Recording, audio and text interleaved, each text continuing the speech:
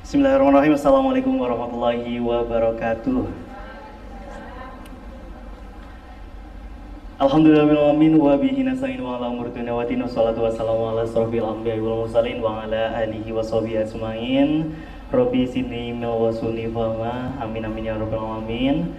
Pertama-tama marilah kita panjatkan puja dan puji syukur kita kepada Allah Subhanahu wa taala yang telah melimpahkan berbagai nikmat iman, nikmat Islam, nikmat kesempatan kepada kita semuanya, sehingga pada kesempatan sore hari ini kita semuanya bisa berkumpul di majelis yang insya Allah penuh berkah pada sore hari ini dalam rangka pengajian terkait dengan keutamaan istiqomah bagi setiap muslim bersama Ustadz Muhammad Faizar Hidayatullah MPD. Kemudian yang kedua, salawat beriring salam tak lupa kita curahkan kepada junjungan kita Nabi besar Muhammad Sallallahu Alaihi Wasallam yang telah menuntun kita dari zaman kegelapan menuju zaman yang terang benderang pada saat ini dengan adanya adinul Islam. Nabi yang telah membawa kita dari zaman onta ke zaman Toyota. Nabi Muhammad SAW juga yang telah membawa kita semuanya dari zaman berhala kepada zaman yang penuh dengan ketakwaan dan keimanan kepada Allah Subhanahu wa taala. Hadirin pemirsa dimanapun kalian berada, perkenalkan nama saya Undar Rizkynuruddin yang akan bersama-sama kita akan ngaji bareng pada sore hari ini terkait dengan istiqomah bersama dengan beliau Ustadz Muhammad Faizar Hidayatullah. Assalamualaikum warahmatullahi wabarakatuh. Ustadz Faizar, gimana kabarnya pada sore hari ini, Ustadz? Alhamdulillah. Alhamdulillah baik ya. Alhamdulillah puji syukur masih dalam keadaan sehat walafiat. Ustadz, ngomong-ngomong tentang istiqomah ya Ustadz ya, seringkali saya sendiri Ustadz terkait dengan istiqomah ya, menurut saya merupakan suatu sikap kukuh ya pada pendirian dan konsekuen dalam tindakan ya. Kalau misalnya saya sebut istiqomah adalah sikap continue ya, terus menerus. Tapi tatkala Ustadz saya sebagai kaum milenial, sebagai anak muda juga sering banget mengalami yang namanya hambatan-hambatan dalam beristiqomah, terusan syarat-syarat agar istiqomah saya berjalan dengan lancar itu sangat sulit Ustadz ya. Mungkin nanti pemirsa di mana berada dan teman-teman hadirin semua yang hadir di lokasi pada saat ini, nanti kita langsung saja simak pengajian istiqomah bersama beliau Ustadz Muhammad Faizar Hidayatullah. Kepada beliau dipersilakan, monggo Ustadz. Bismillahirrahmanirrahim. Assalamualaikum warahmatullahi wabarakatuh. Waalaikumsalam warahmatullahi wabarakatuh. Alhamdulillah wassalatu wassalamu ala rasulillahi wa ba'du. Berbicara soal istiqomah, ini tidak lepas dari pembahasan tentang hidayah, pembahasan tentang pertolongan Allah kepada hamba-hambanya untuk bisa senantiasa taat dan continue dalam melakukan peribadatan kepada Allah Subhanahu wa taala. Karena sebenar-benarnya karomah itu adalah istiqomah. Itu seperti yang dikatakan oleh beberapa ulama yang mengatakan bahwa al-istiqomah khairun min alfil karomah, min alfi karomah. Yang namanya istiqomah itu lebih baik daripada 1000 karomah yang diberikan kepada para kekasih-kekasih Allah. Ada satu kisah yang mau saya bawakan. Sebenarnya kisah ini hampir mirip dengan apa yang Allah firmankan di dalam surat A'raf ayat 175, 176, 177. Ayatnya mungkin saya bacakan, nanti teman-teman juga bisa ngecek di Quran. Watlu alaihim naba'alladzi atainahu ayatina fansalakha minha fa'atba'ahu syaitanu fakana minal ghawin. Bacakanlah kepada mereka, hai Muhammad, tentang suatu kabar besar hamba kami yang telah kami ajarkan ayat-ayat kami. Kami ajarkan ilmu kepadanya. Tapi ternyata dia melepaskan diri dari ayat-ayat tersebut, sehingga dia itu diikuti oleh setan dan termasuk golongan orang-orang yang sesat. Walau syi'na la rafa'nahu biha. Yang kalau kami kehendaki, hamba itu akan kami tinggikan derajatnya dengan ayat-ayat yang telah kami ajarkan itu. Walakinnahu akhlada ilal ardi wattaba'a hawah. Akan tetapi dia lebih cenderung kepada keduniawian dan mengikuti hawa nafsunya sendiri. Famathaluhu kamathalil kalbi in tahmil alaihi yalhath aw tatrukuhu yalhath. Maka permisalan hamba itu seperti anjing yang menjulurkan lidahnya, baik kamu halau maupun tidak dihalau. Dzalika mathalul qaumil ladzina kadzdzabu bi ayatina faqsusil qasasa la'allahum yatafakkarun. Itu adalah permisalan yang kami buat untuk orang-orang yang mendustakan ayat-ayat kami, maka kisahkanlah kepada mereka supaya mereka berpikir. Ayat-ayat ini Allah turunkan kepada salah seorang ulama Bani Israel, namanya Bal'am bin Ba'ura. Ini masyhur sekali, dijelaskan di beberapa referensi kitab-kitab tafsir, baik dari tafsir Quranil Azim Ibnu Katsir, Ma'alimut Tanzilnya Al-Baghawi, demikian juga Al-Qurtubi meriwayatkan hal yang demikian. Bal'am bin Ba'ura, bahkan kata Imam Malik rahimahullah ta'ala, pernah mengisahkan kalau Bal'am ini dia mengangkat tangannya berdoa sama Allah, nggak nunggu hitungan hari, nggak nunggu hitungan bulan, doanya langsung diijabahi Allah dan makbul secara langsung. Saking alimnya Bal'am dan saking dekatnya kedudukan dia kepada Allah. Namun ternyata Bal'am bin Ba'ura ini melepaskan ilmu yang telah dia miliki selama ini. Dia lebih cenderung kepada keduniawian dan mengikuti hawa nafsunya, sampai akhirnya meninggal dalam keadaan murtad. Jadi Bal'am ini adalah salah ulama Bani Israel, mantan ulama gitu, yang dia itu mengirimkan salah satu fitnah yang membuat umatnya Nabi Musa alaihissalam itu tidak memiliki kedudukan di sisi Allah. Caranya dengan apa? Caranya dengan dikirimkan fitnah-fitnah wanita, dikirimkan wanita-wanita yang cantik untuk menggoda kalangan pengikutnya Nabi Musa, sehingga mereka itu terfitnah dan akhirnya kena penyakit kelamin. Ya, sampai pada intinya Bal'am meninggal bukan dalam keadaan beriman kepada Allah dan Rasulnya. Saat itu Rasulnya siapa? Nabi Musa. Dia meninggal dalam keadaan kafir. Itu Bal'am, mungkin jarak hidupnya ribuan tahun dari kita. Ada juga ulama kaum muslimin, ya. Dia itu baru meninggal tahun 1996 Masehi, tahun 96. Masnya lahir tahun berapa? Saya baru kemarin Ustaz, 2002. Oh Iya. ini 96, berarti udah 20 berapa tahun? 96 berarti 25 ya? 25 Ustaz. Sekitar 25 tahun dari sekarang ini. Ada ulama yang meninggalnya pun dalam kondisi murtad. Ini makanya saya pentingnya kita membahas istiqomah, karena siapa yang nggak istiqomah, khawatirnya ini lepas iman, bukan hanya sekedar malas-malasan dalam ibadah. Ulamanya namanya Abdullah Al-Qasimi, dia ulama dari Saudi, ya. Abdullah Al-Qasimi ini menulis karya buku yang sangat fenomenal, yang mematahkan argumen-argumen para penyembah berhala. Nama bukunya As-Sira' Bainal Islami wal Wathaniyah, peperangan antara Islam dan penyembah berhala. Buku ini sudah mendapatkan pujian oleh banyak ulama, diakui oleh para ulama-ulama ahlu sunnah. Bahkan gurunya Abdullah Al-Qasimi, namanya Syekh Saleh Al-Munajjid, salah satu imam di Mekah dulu, mengatakan, ya, dia memberikan testimoni dan juga muqaddimah di bukunya Abdullah Al-Qasimi ini. Dia menuliskan bahwa Abdullah telah membayar mahar surga dengan menulis kitab ini, karena sangat jenius. Dan Abdullah Al-Qasimi orangnya memang jenius sekali, alimnya luar biasa, pandainya luar biasa, karya ilmiahnya banyak. Dan banyak orang-orang ateis yang masuk Islam melalui wasilah atau perantaranya Abdullah Al-Qasimi. Namun ternyata apa? Beliau meninggal tahun 96 dalam kondisi murtad. dia selama hidupnya selalu memerangi orang-orang ateis, mempersiapkan argumen-argumen yang telak, ya, yang kuat untuk mematahkan sangkaan-sangkaan orang ateis itu, ternyata meninggalnya dalam keadaan ateis. Tahu apa sebabnya?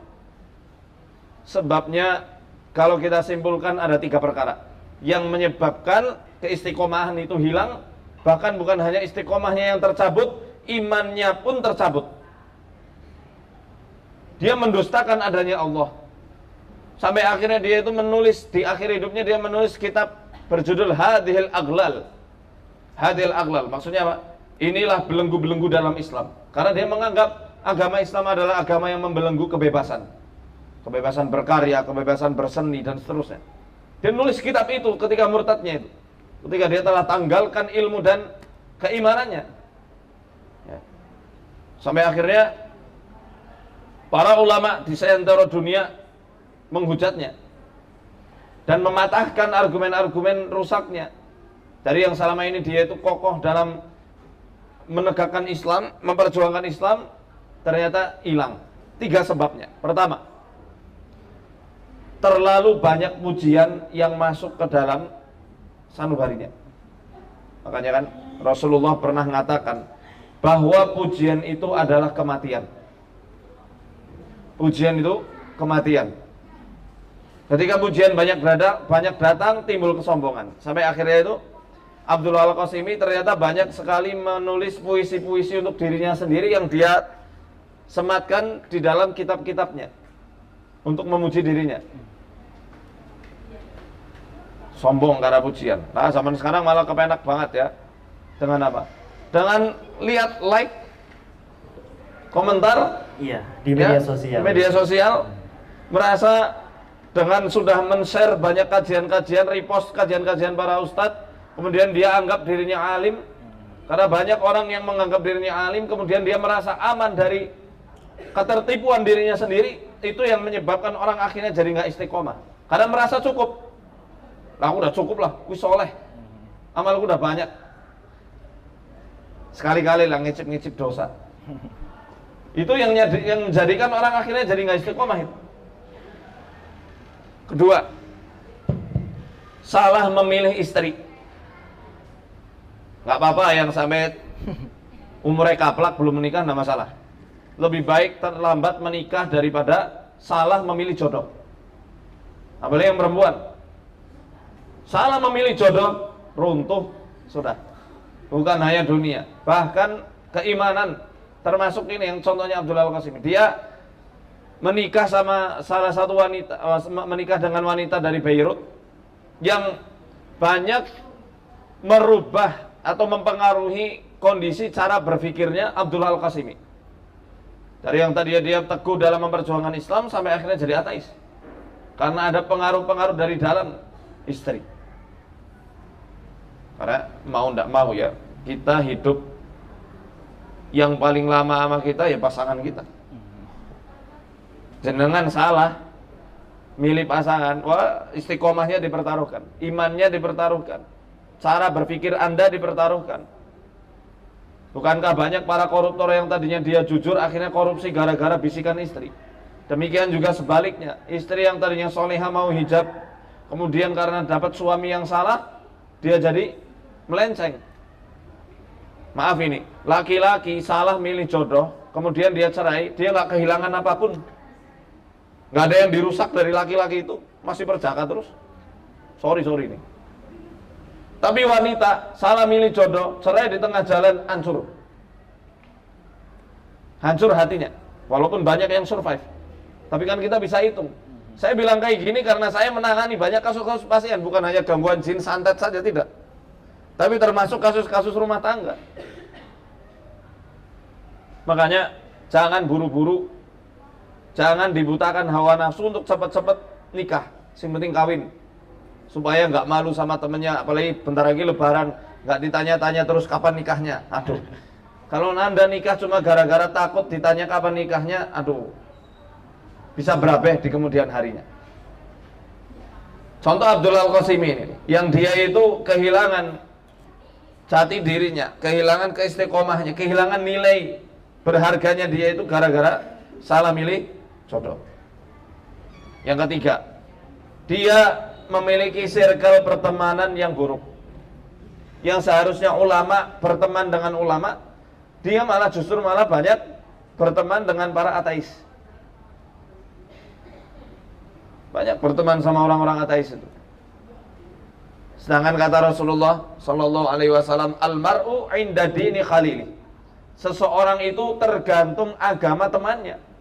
Kalau kamu pengen lihat hakikat agama seseorang, lihat siapa pertemanannya, siapa temannya, gimana circle pertemanannya, gimana lingkaran pergaulannya. Mudah itu.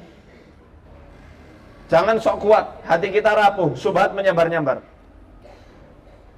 Subhat itu kayak halilintar. Hati kita rapuh.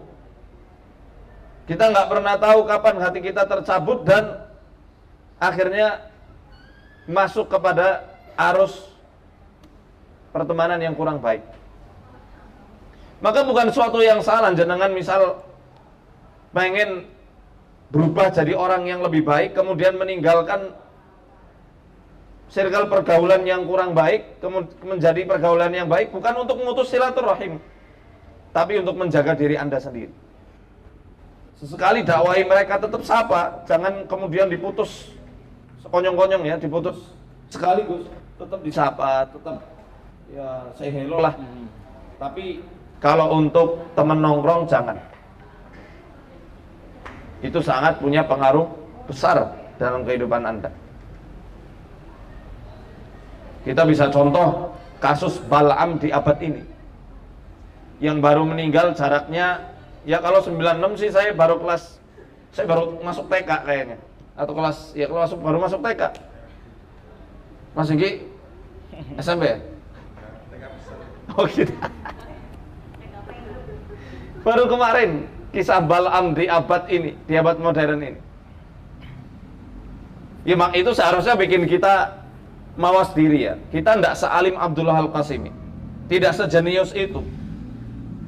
Bahkan mungkin jenengan-jenengan ini belum punya hafalan Quran sempurna Abdullah Al-Qasimi. Yang seharusnya kita jauh lebih takut, aduh gimana kondisi imanku nanti. Dan ini kiat supaya kita bisa istiqomah. Hati-hati terhadap perkataan manusia. Jangan mudah jatuh gara-gara cercaan mereka. Jangan mudah terbang gara-gara pujian mereka.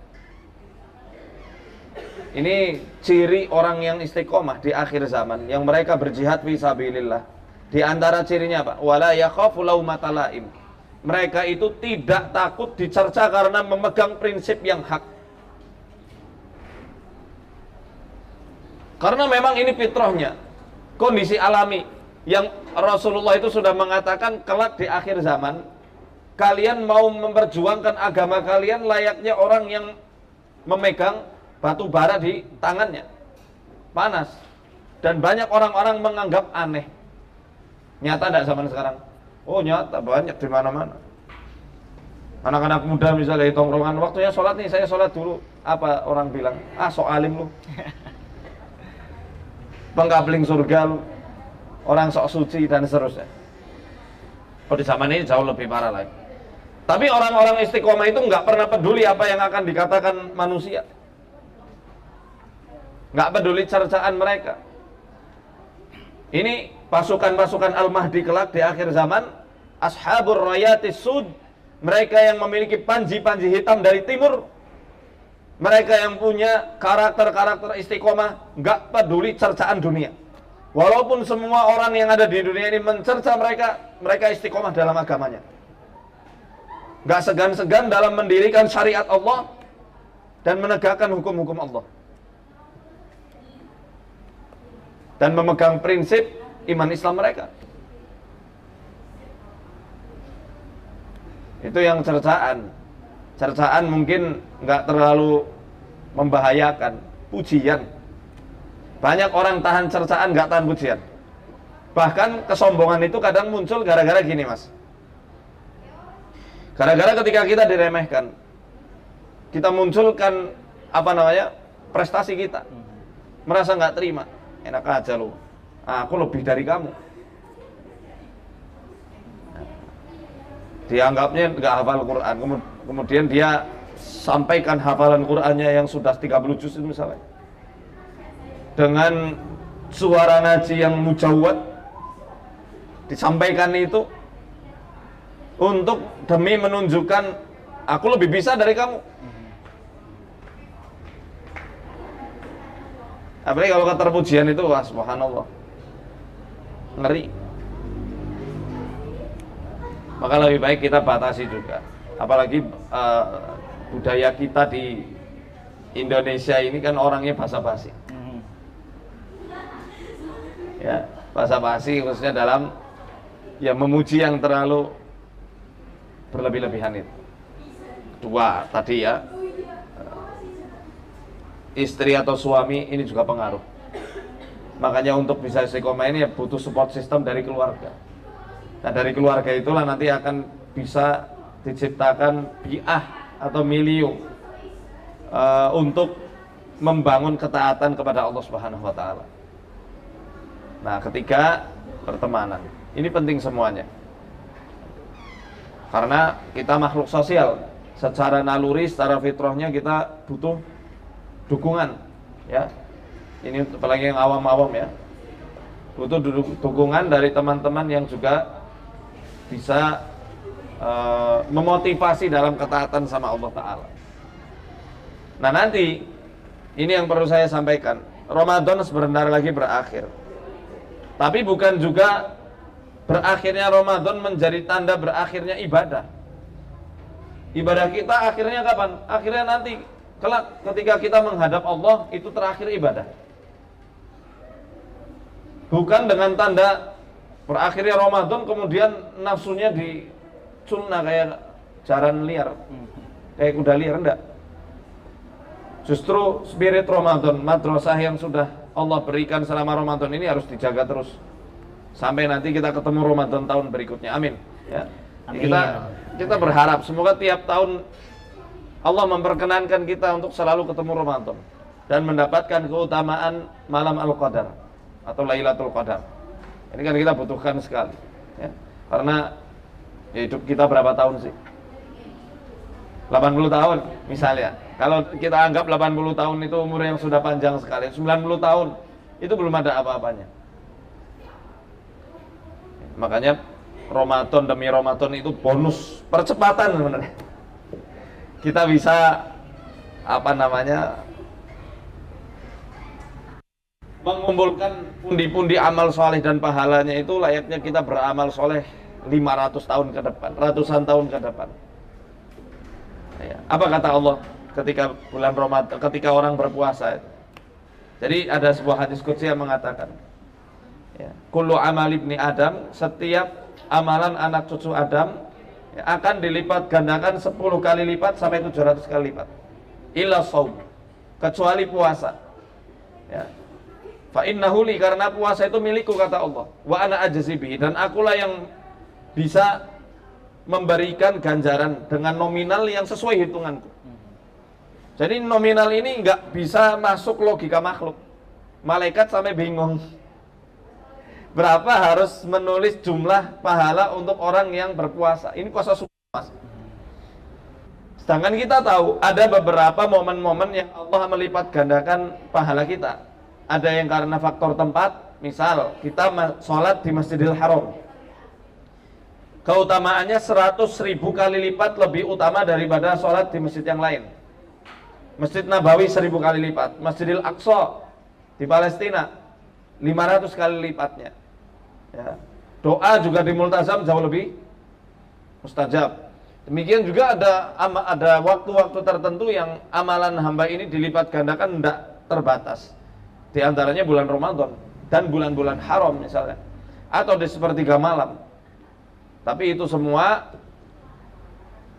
terpusat dengan sangat hebatnya itu di bulan Ramadan. Nggak terbatas. Makanya eman-eman kalau kita sudah mengumpulkan amal soleh di bulan Ramadan, di luar Ramadan kemudian kita lepaskan, naudzubillahi min dzalik, terjebak dalam lingkaran dosa besar, apalagi sampai menyekutukan Allah, itu bisa runtuh. Sebenarnya kalau yang meruntuhkan amal soleh ya, yang paling dahsyat adalah syirik. Ini Allah sebutkan dalam surat Az-Zumar, walaqad uhiya ilaika wa ilal ladzina min qablika la in asyrakta la yahbatanna 'amaluka wa la takunanna minal khasirin. Telah diwahyukan kepada engkau Muhammad dan nabi-nabi sebelummu, ya Nabi Isa, Nabi Yahya, Nabi Zakaria sampai ke belakang, kalau kamu menjadikan sekutu atau tandingan dalam beribadah, yang harusnya itu hanya untuk Allah saja, kamu jadikan tandingan, ada Tuhan lain selain Allah, maka amalan-amalan baikmu akan dihapus dan kamu termasuk orang-orang yang merugi. Jadi jangan sampai gara-gara nanti setelah Ramadan malah datang ke tukang ramal, minta dibacain nasibnya pakai kartu tarot, gugur amalan. Eman. Gitu mungkin ya Mas ya. Oke, ya, alhamdulillah. Tadi udah banyak banget dari mulai kisah-kisah Abdullah Al-Qasim ya tadi yang sempat beliau ini adalah orang yang sangat alim ya Ustadz ya, sangat iman kepada Allah, tapi pas wafatnya beliau murtad karena ada banyak sekali faktor. Ustadz ini Ustadz, saya mungkin di media sosial ya Ustadz, tadi juga udah dijelasin terkait dengan kesombongan di media sosial itu malah lebih ganas ya Ustadz ya daripada di daerah kita sendiri, di kehidupan nyata ya Ustadz. Lalu gimana sih caranya agar misalnya kita sebagai anak muda, sebagai milenial muslim muda itu bisa memperbaiki niat dalam beristiqomah Ustadz, karena tidak dimungkiri juga ya Ustadz ya, kalau misalkan saya sendiri juga ngalamin dari tahun ke tahun ya, udah menjalani Ramadan, udah digembleng 1 bulan pula ya istilahnya, tapi nanti setelah itu di bulan Syawal mungkin kembali lagi ya, istiqomahnya hilang ya, subuhannya jam 7 Ustadz. Astagfirullah. Lah itu gimana ya? Subuh duha. Subuh dilanjut duha Ustadz. Lah itu gimana sih kiat-kiatnya agar kita para kaum milenial ya muslim muda itu bisa meniru istiqomah seperti lainnya sahabat Nabi gitu. Intinya istiqomah butuh ilmu Mas. Orang bisa istiqomah dan mengejar target karena pasti mengetahui kan, dia tahu tujuannya, makanya dia mau kokoh dalam memegang prinsipnya dan berusaha bersabar dalam beribadah karena dia ngerti keutamaannya. Kalau dia nggak tahu, dia nggak punya ilmu, ya nun sewu, apa bedanya sama kebo? Nah, saya katakan kenapa butuh ilmu. Coba kalau kita kenal Quran, kita baca Quran dan juga maknanya, kita mesti ngerti apa yang Allah firmankan, gimana pilunya orang yang baru meninggal. Ini Allah sebutkan di juz 18 surat Al-Mu'minun dari ayat 99 sampai ayat 100. Itu ayat yang sering sekali saya sampaikan di setiap event, mengingatkan untuk diri saya pribadi dan setiap orang yang mendengar. Kalau kamu datang ke kuburan tuh, Allah izinkan kamu bisa berbicara sama orang-orang yang ada di dalam kubur. Kalau kamu tanya apa cita-citamu atau bagaimana pikiranmu sebelum kamu masuk kubur, pasti mereka akan berkata satu hal, aku mengira sama yang kamu kira, aku kira nanti masih hidup. Ternyata takdir Allah berkata lain, cita-citaku pupus, malaikat maut menjemputku. Kalau ditanya apa cita-citamu kalau kamu mau dihidupkan lagi, aku mau sujud. Demi Allah semua pasti akan berkata demikian. Gak ada yang mengatakan aku mau dihidupkan lagi biar bisa ngecek media sosial, biar bisa nikah dulu, biar bisa ngurus bisnis dulu, bahagiakan ortu dulu, tidak. Ini seperti yang Allah firmankan di Quran ayat 99 ayat 100 di surat Al-Mu'minun. Hatta idza jaa ahadahumul mautu qala rabbirji'un la'alli a'malu salihan fima tarakt kalla innaha kalimatun huwa qailuha wa min waraihim barzakhun ila yaumi yub'atsun. Hingga tatkala kematian sampai kepada salah seorang di antara kalian, maka orang yang baru mati itu akan berkata, rabbirji'un, ya Allah Tuhanku, kembalikan aku hidup ke dunia. Buat apa? La'alli a'malu salihan fima tarakt, supaya aku bisa beramal soleh di waktu-waktu yang dulu aku tinggalkan. Waktunya sholat duha, aku nggak sholat duha ya Allah. Waktunya zikir pagi petang, aku nggak zikir ya Allah. Waktunya aku bisa sholat 5 waktu di masjid, aku tidak sholat 5 waktu ya Allah. Waktunya aku bisa belajar menuntut ilmu, aku tidak menuntut ilmu sampai habis masa mudaku untuk foya-foya. Kembalikan aku hidup lagi ya Allah. Kala, udah bukan saatnya. Sekarang saatnya kamu menuai amalanmu, bukan untuk menanam lagi. Wa min waraihim barzakh. Di sekelilingnya ada barzakh, alam barzakh, alam transit dari alam dunia menuju alam akhirat di keabadian nanti. Jangan anggap ini dongeng, karena kehidupan kita sesungguhnya dongeng yang sebenarnya ketika kelak kita udah di dalam kubur. Bukankah jenengan baru kemarin diganti popoknya sama ibu, tahu-tahu sudah dewasa ya sekarang, nggak kerasa. Tahu-tahu udah nikah ya. Tahu-tahu udah tua ya, udah keriput. Tahu-tahu mati. Hidup ini sebentar. Al-Quran menjelaskan dimensi alam akhirat beda sama kita. Seharinya di sana 1000 tahun. Kita hidup paling banter-banter berapa? 70, 80, 90, 100 juga jarang-jarang. Itu nggak ada 5 menit di akhirat. Nggak ada 5 menit. Waktu kita diuji di dunia ini sebentar banget. Lalu apa yang mau kita jadikan bekal kalau nggak mau istiqomah? Bukan berarti orang istiqomah nggak boleh dosa loh. Nggak ada manusia suci. Semua orang bawa dosanya masing-masing. Cuma bedanya orang soleh dan orang pandir. Ketika dia berdosa, orang soleh akan cepat bertobat. Tapi orang pandir yang durhaka, dia berdosa, dia bergelimang dalam dosanya itu dan nggak mau bertobat, nunda-nunda. Taswif, penundaan amal soleh ini juga yang menjadikan istiqomah seseorang menjadi luntur dan menganggap remeh. Lah umurku masih panjang iki sinom. Nah, ini juga berbahaya. Jadi bergegaslah. Wasari'u ila maghfiratin min rabbikum wa jannatin 'arduha as-samawati wal ardu 'iddat lil muttaqin. Bergegaslah menjemput ampunan Allah dan surga yang luasnya seluas langit dan bumi, yang diperuntukkan untuk orang-orang yang muttaqin, yang bertakwa. Jadi itu ya. Maka saya sarankan kaula muda, ayo ngaji juga ke siapapun ya. Oke ya, tadi sedikit kisah juga ya, kalau misalkan penyesalan itu datangnya di akhir ya Ustaz ya, kalau misalkan di awal ya bukan penyesalan namanya. Kalau misalkan di awal namanya pendaftaran ya Ustaz. Pendaftaran ya. Iya, oke. Mungkin ini terakhir sebelum kita closing ya Ustaz, karena sebentar lagi kita akan memasuki waktu berbuka puasa ya Ustaz ya. Oh iya. Oke, mungkin nanti juga ada pertanyaan dari jamaah yang ada di lokasi, mungkin ya nanti juga masih, kalau misalnya masih ada kesempatan ya Ustaz. Ini setelah kita tadi dengerin dari Ustadz ya terkait dengan bagaimana cara-cara kita istiqomah ya Ustadz. Tapi sebenarnya apa sih yang mendasari kita itu sebagai manusia, sebagai umat muslim itu enggan untuk istiqomah. Tapi sebenarnya mereka itu tahu Ustadz konsekuensi apa yang akan mereka dapatkan ketika tidak menjalankan istiqomah tersebut Ustadz.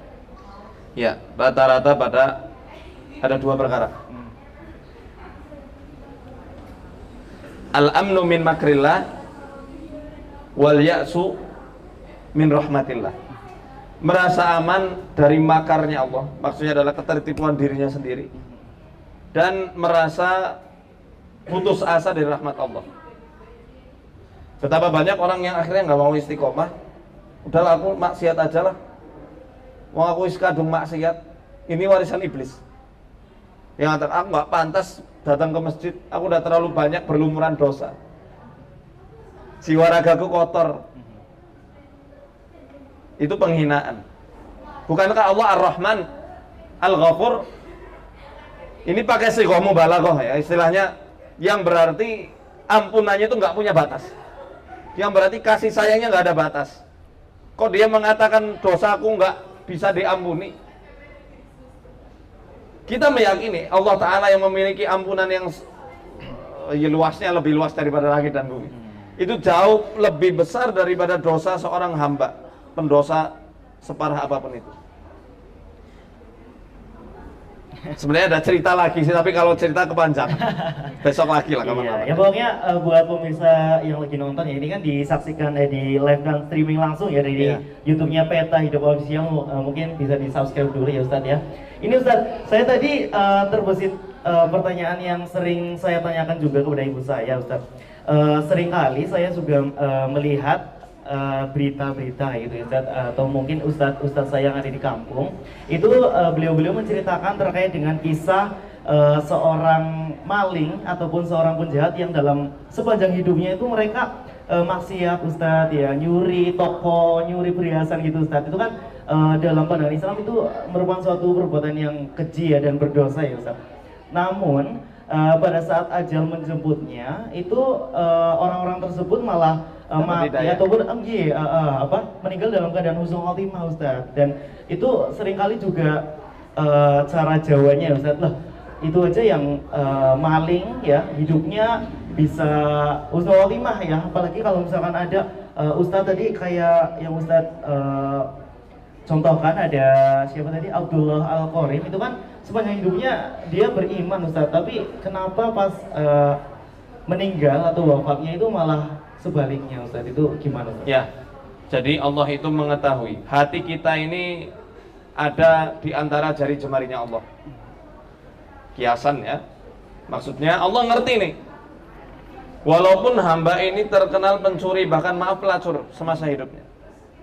Bukankah ada hadis riwayat Bukhari, ada pelacur semasa hidupnya masuk surga gara-gara ngasih minum anjing? Iya. Kasih sayang Islam, kasih sayang Allah sampai segitunya loh, menghapus dosa pelacurannya hanya karena memberikan minum seekor anjing, hewan yang dicap najis oleh Islam. Berarti kan begitu besar kasih sayang Allah kepada hambanya. Itu terjadi karena Allah lihat, oh ini hamba pencuri, ini hamba para pemaksiat, tapi dia punya secerca harapan serta setitik potensi kebaikan di dalam batinnya. Ya mungkin dia mencuri selama hidupnya, di pandangan manusia dia mencuri, tapi karena kebutuhan yang mendesak.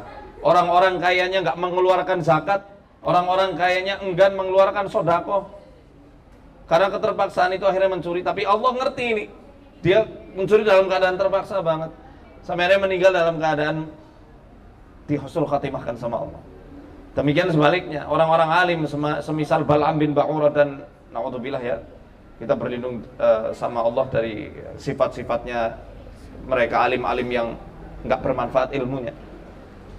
Abdul Al-Qasimi tadi, ya gimana kita mau mintakan ampun, dia sudah kafir, dia sudah murtad. Jadi ya kan nggak boleh kita mintakan ampun. Kita cukup berlindung sama Allah. Kita mengasihani ya kasihan jelas, tapi kita berlindung jangan sampai kayak dia. Dia tertipu.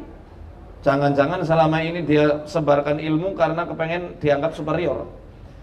Karena apa? Zaman dia masih hidup, Al-Azhar University, ini universitas tertua nomor 2 loh setelah Maroko, dikritik habis-habisan. Ya kalau kritik ilmiah nggak masalah ya, memang itu kritik ilmiah. Namun saya khawatir, ya wallahu a'lam bishawab, mungkin Allah ngerti ada beberapa bibit-bibit kesombongan dalam batinnya yang akhirnya dengan keterpujian dari para guru-gurunya itu mencuat ya. Itu yang menjadikan akhirnya Abdul Al-Qasimi menanggalkan Islamnya dan ateis jadinya, nggak percaya Tuhan.